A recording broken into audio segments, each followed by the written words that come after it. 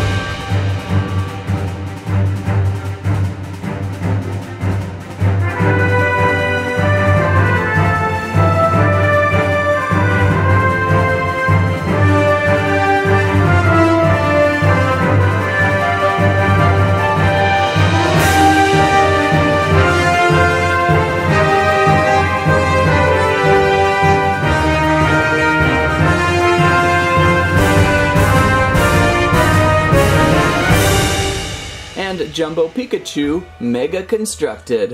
What a build this was. My eyes are forever seeing yellow now. Pretty amazing build with this guy. I really like jumping over to Mega Construx sometimes after working so much with Lego. Mega Construx being the alternate universe of Lego, but still pretty unique in their own ways. Thankfully, this set used a system of numbered bags this time. It would often go with opening 2 bags per section of Pikachu with a couple other bags thrown in. It helped simplify the build of a pretty well complex character. And for a construction set, this has a lot of posability. Where to start? Well, I guess from the bottom up. Pikachu, can you stand on your feet, please? Thank you much. As you can see, we have some articulation in his legs. You can move the feet up and down.